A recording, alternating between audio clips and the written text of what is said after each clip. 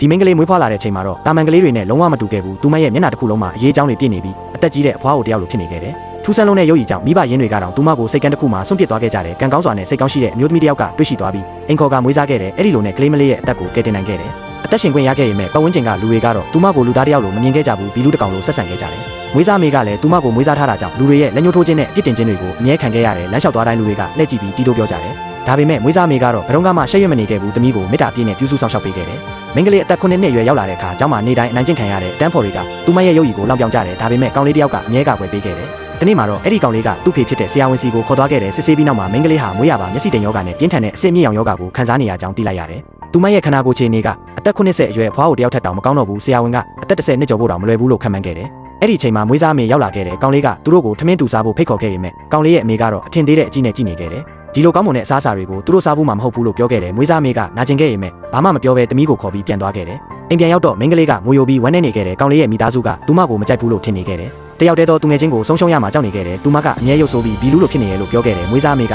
ချက်ချင်းနဲ့တိတ်ပေးခဲ့တယ်ဒါပေမဲ့နောက်နေ့မှာတော့ကောင်လေးကသူမစီပြန်ရောက်လာခဲ့တယ်အဲ့ဒီနေ့ကစားပြီးသူတို့နှစ်ယောက်ဟာခွဲမရတဲ့သူငယ်ချင်းတွေဖြစ်လာခဲ့ကြတယ်လူတိုင်းကသူမအသက်10နှစ်မကျော်နိုင်ဘူးလို့ထင်ထားချိန်မှာအဲ့စရာတစ်ခုဖြစ်သွားခဲ့တယ်မင်းကလေးဟာတဖြည်းဖြည်းပိုနုပြိုလာတာကိုသတိထားမိခဲ့တယ်အဲ့ဒီလိုနဲ့ကံကောင်းစွာအသက်18နှစ်အထိရှင်းတန်းနိုင်ခဲ့တယ်အဲ့ဒီနှစ်မှာကောင်လေးကသူ့ရဲ့အိမ်မက်တက္ကသိုလ်ကိုတက်ခွင့်ရခဲ့တယ်ဝမ်းသာလုံးလို့တရင်ကောင်းကိုမင်းကလေးစီချက်ချင်းပြေးလာပြောခဲ့တယ်ပညာသင်ပြီးပြန်လာတဲ့အခါသူမရဲ့ယောဂကိုကုသပေးမယ်လို့ကတိပေးခဲ့တယ်မင်းကလေးကမခွဲချင်ပေမဲ့ကောင်လေးအတွက်ဝမ်းသာနေခဲ့တယ်နောက်နေ့မှာတော့တက္ကသိုလ်ဝင်ခွင့်ရတဲ့အထိမ်းအမှတ်ပွဲကိုခေါ်သွားခဲ့တယ်အဲ့ဒီပွဲမှာကောင်လေးကိုသဘောကျနေတဲ့တန်းဖော်မင်းကလေးတယောက်ရှိနေခဲ့တယ်သူမကမင်းကလေးကိုမြင်လိုက်တာနဲ့မကျေနပ်ဖြစ်သွားခဲ့တယ်ကောင်လေးကလူများရှိမှဒီလိုရေးကြီးတဲ့နေ့မှာမင်းကလေးမပါဘဲမဖြစ်ဘူးလို့ပြောလိုက်တဲ့အခါပိုပြီးဒေါသထွက်သွားခဲ့တယ်ဒါကြောင့်တက္ကသိုလ်ဝင်ခွင့်စာကိုတိတ်တဆိတ်ဆုတ်ဖြဲပြီးခဲ့တယ်ပြီးတော့အဲ့ဒီစာထည့်ထားတဲ့တစ်တာကိုမင်းကလေးကိုယူလာခိုင်းခဲ့တယ်ကောင်လေးကမျောလင်းချက်ပြည့်နဲ့တစ်တာဖွင့်လိုက်တဲ့အခါစာရွက်တွေအဆအနာတွေဖြစ်နေခဲ့တယ်ချက်ချင်းပဲလူတိုင်းကမင်းကလေးကိုအပြစ်တင်ကြတယ်သူမကမဟုတ်ကြောင်းအကြိမ်ကြိမ်ရှင်းပြပေမဲ့ကောင်လေးရဲ့မျက်လုံးထဲမှာစိတ်ပြတ်မှုကိုပဲမြင်ခဲ့ရတယ်နှလုံးသားကျိုးပဲသွားတဲ့မင်းကလေးဟာအိမ်ကိုပြေးပြန်ပြီးငိုယိုနေခဲ့တယ်နောက်ရက်တွေမှာကောင်လေးလာတောင်းပန်မယ်ဆိုပြီးစောင့်နေခဲ့ရင်မဲ့ရောက်မလာခဲ့ဘူးအစားတက္ကသိုလ်ကိုစုပ်ပြတ်နေတဲ့ဝင်ခွင့်စာနဲ့ထွက်သွားပြီဆိုတဲ့သတင်းပဲကြားခဲ့ရတယ်အဲ့ဒီနောက်မှာတော့သူတို့နှစ်ယောက်အဆက်အသွယ်ပြတ်တောက်သွားခဲ့တယ်တမီးရဲ့အခြေအနေကိုမြင်နေရတဲ့မွေးစားမေကအရန်စိတ်မကောင်းဖြစ်နေခဲ့တယ်တနေ့မှာတော့တမီးရဲ့အိတ်တွေကိုတိတ်တဆိတ်ထုတ်ပိုးပေးခဲ့တယ်သူမစုဆောင်းထားတဲ့ငွေကြေးအလုံးကိုလည်းထုတ်ပေးခဲ့တယ်တောင်ဘက်ကိုတွားလို့ဖို့တိုက်တွန်းပြီးကျမ်းမာရေးဂရုစိုက်ဖို့မှာကြားခဲ့တယ်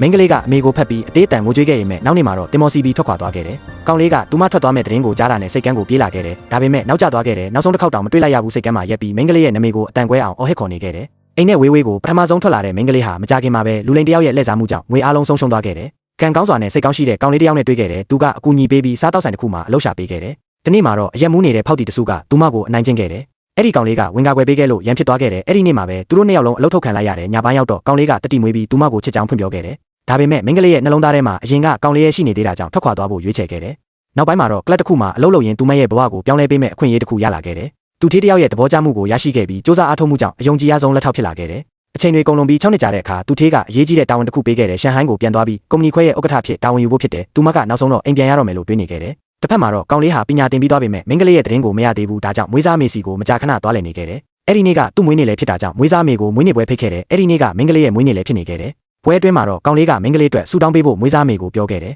ဒါပေမဲ့ကောင်လေးရဲ့အမေကမျက်နှာပြက်နေပြီးအဲ့ဒီရုပ်ဆိုးတဲ့တတဝါကတေးသွားလောက်ပြီလို့အစိုးမြင်စကားပြောခဲ့တယ်အဲ့ဒီအချိန်မှာကောင်လေးကိုသဘောကျနေတဲ့မင်းကလေးကထပ်ပြီးချစ်ချောင်းဖွင့်ပြောခဲ့တယ်ကောင်လေးကလက်ဆောင်ကိုလက်ခံဖို့တွန့်ဆုတ်နေခဲ့တယ်သူငယ်ချင်းတွေကတော့အရေးအကြောင်းတွေနဲ့ရုပ်ဆိုးတဲ့မင်းကလေးကိုမမေ့နိုင်သေးဘူးလားလို့လောင်ပြောင်နေခဲ့တယ်အဲ့ဒီလိုအစင်မပြေတဲ့အခိုက်အတန့်မှာပဲလှပတဲ့အမျိုးသမီးတယောက်ပွဲတဲကိုဝင်လာခဲ့ပြီးတော့ကောင်လေးကိုကြည့်ကအပြုံးတစ်ခုပြုံးလိုက်ပြီးမတွေ့တာကြပြီနော်လို့ပြောလိုက်တယ်